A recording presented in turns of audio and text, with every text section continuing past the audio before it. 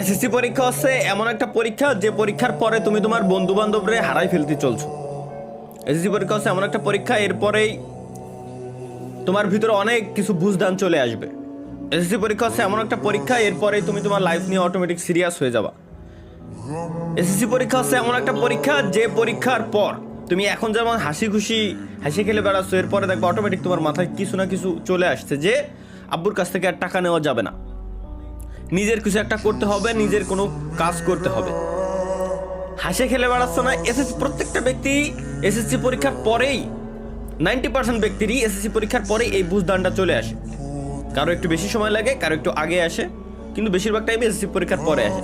সুতরাং ভাইয়া, হাসি খেলে বেড়াচ্ছ এখন, এই লাইফটা এনজয় করতেছো, এটা কিন্তু শেষ সময়।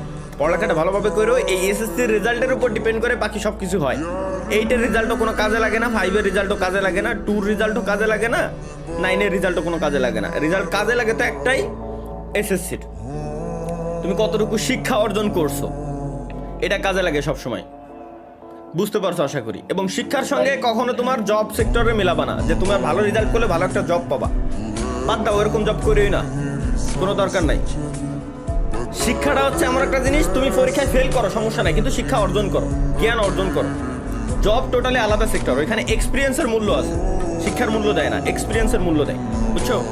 এই আমিও কিন্তু আমাদের অফিসে আমি যখন ইন্টারভিউ নেওয়ার সময় তার রেজাল্টটা দেখি, জাস্ট হচ্ছে রেজাল্টের উপর কি ডিপেন্ড করে, রেজাল্টের উপর ডিপেন্ড করে জাস্ট এতটুকুই যে সে কতটুকু শিক্ষিত এবং সে কেমন বুঝে, এইটুকুই, এছাড়া আর কিছুই না।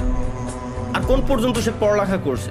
যখন সে দেখি যে বিএসসি কমপ্লিট করছে বা ডিপ্লোমা কমপ্লিট করছে বা এইচএসসি কমপ্লিট করছে, তখন বুঝে যায় যে মোটামুটি তার ভিতরে একটা বুঝদান আছে, তাকে আমরা ট্রেন করাইতে পারবো। বাট সে যদি এতটুকু শিক্ষিত না হয়, তাহলে আমরা তারে ওই ট্রেনটা করাইতে পারবো না। দ্যাটস ওয়াই শিক্ষা অর্জন দরকার আছে। আর চাকরি